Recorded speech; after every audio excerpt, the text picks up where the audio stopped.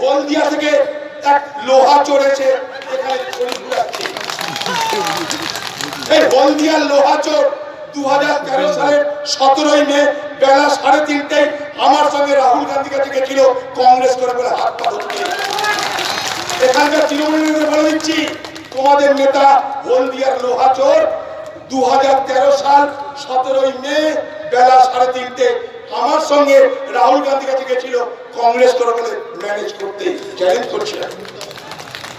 করছি। সে এখন মুর্শিদাবাদে আছে, দমকলের মিউনিসিপালিটি ভাগ খাবে, জেলা পরিষদের চুরিচামারি ভাগ খাবে, গরু পাচার হলে সেখানেও ভাগ, সবে ভাগ আছে। দিদি তাকে ভাগ করার ব্যবস্থা করে দিয়েছে। তার জন্য তাদের মিটিং যখন হয় প্যান্ডেলের টাকার অভাব হয় না, তাদের মিটিং এ বাসের অভাব হবে না, বাসে যারা আসবে তাদেরকে প্যাকেট দেওয়ার অভাব হবে না। আমাদের ভাই অভাব আছে, আমাদের হারামের পয়সা।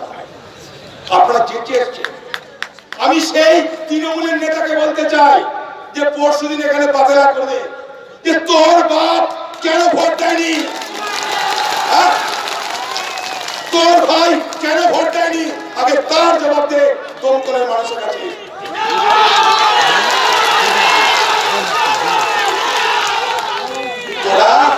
তোরা মুর্শিদাবাদ লুটবি, আবার মোদির কাছেও মার খাবি, উপরেও খাবি, নিচেও খাবি।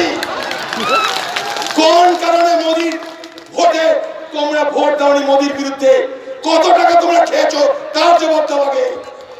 বাংলার মুখ্যমন্ত্রী আপনি যদি সৎ হন, আদর্শবান হন, যে 8 জন এমপি এত মহামূল্যবান প্রতিযোগিতায়, যেখানে সারা ভারতবর্ষে সংখ্যালঘু মানুষ, সাধারণ মানুষের বিপদ, সেই বিপদের দিনে তাদের পাশে দাঁড়ালো না। আপনার দলের যে 8 জন এমপি তাদেরকে শাস্তি দিন, সাসপেন্ড করুন, তারপরে কোনো কথা বলবেন। আমাদের দাবি এটা। কোন কারণে সেই 8টা এমপি কত টাকা খেয়ে মোদির কাছে তারা ভোট দিল না? আপনার সঙ্গে কি আন্ডারস্ট্যান্ডিং হয়েছে যে তারা ভোট দিল না? কেন আপনি তাদের বিরুদ্ধে একটাও কথা বললেন না? কেন আপনি তাদের বিরুদ্ধে কোনো ব্যবস্থা নিলেন না? কেন তাদেরকে সাসপেন্ড করলেন না? প্রশ্ন আমার কাছে। 24 তারিখে এই তৃণমূলের মঞ্চে দাঁড়িয়ে তৃণমূলের নেতারা আমার প্রশ্নের উত্তর দেবেন। জয় হিন্দ। অধীর বাবুর যন্ত্রণা থেকে বাপ তুলে মা তুলে অনেক কথা বলে গেছেন, তাই তিনি বলুন। আমিও দেখতে চাই যে অধীর বাবু আপনিও এখানকার সন অফ দি সয়েল, আর আমিও এখানকার বন্ধু, কে জেতে কে হারে দেখা যাক। আপনি লোকসভার আগে বলেছিলেন 3-3 তৃণমূলকে কবর দিন, আপনি কিন্তু 3-3 করতে পারেননি। আমি কি বলেছিলাম? আমি এর আগে বলেছিলাম অজিত চৌধুরী হলো তরমুজ, তিনি উপরে সবুজ ভিতরে লাল। তিনি দমকলে কিন্তু কংগ্রেসের একজন প্রার্থী দাঁড় করিয়েছিলেন। কেন? তার কারণ হলো দমকলে কংগ্রেসের প্রার্থী থাকলে আনিসুর রহমানের জেতা সুবিধা হবে, তাই কথা বলে তিনি প্রার্থী করেছিলেন। তাই আগে আমি বলেছিলাম অধীর বাবু হলো তরমুজ, আর এখন আমি বলছি কি যে অধীর বাবু হচ্ছে কুমড়ো, বাইরে সবুজ আর ভিতরে গেরুয়া। এ কথাটা আমি প্রমাণ করতে চাই। অধীর বাবুকে চ্যালেঞ্জ দিতে চাই। আমি জানি একটা অশিক্ষিত লোক 29 বছর সংসার করার পরে যিনি তার বউকে পরিত্যাগ করতে পারেন, যার পড়াশোনা নেই, যিনি 2 বছর জেলের ভিতর কাটিয়েছেন, অন্ধকার জগতের লোক, সাইকেল চুরি দিয়ে যার হাত পাকানো, তার সম্মুখ দিয়ে এই কথাই ভাষা আশা করা যায়, অন্য ভদ্র ভাষা আশা করা যায় না।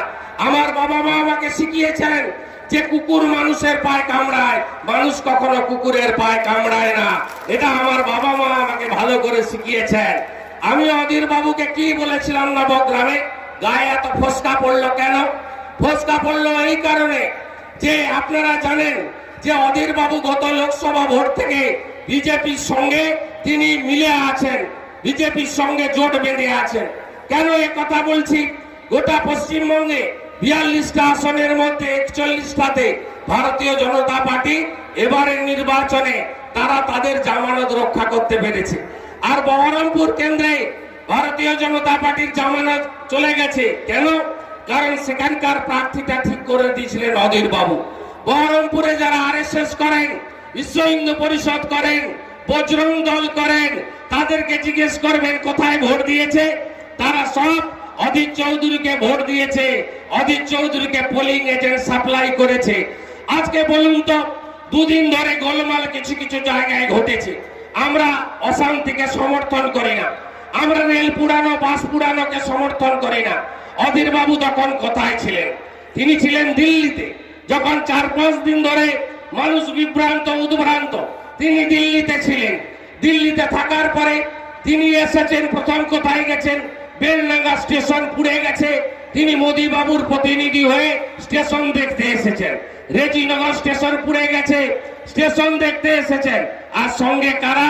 কেন্দ্রের পুলিশ, সিআরপিএফ, প্যারামিলিটারি, তার নিরাপত্তার জন্য। আপনারা দেখেছেন বিজেপির 5 পয়সার নেতা থেকে 4 আনা 8 আনার নেতারা সবাই এখন কেন্দ্রীয় পুলিশ নিয়ে ঘুরে বেড়ায়। কারণ বিজেপির বন্ধু না হলে কেন্দ্রের পুলিশ পাওয়া যায় না। তাই বিজেপি প্রমাণ করে দিয়েছে কে তার আসল বন্ধু মুর্শিদাবাদে।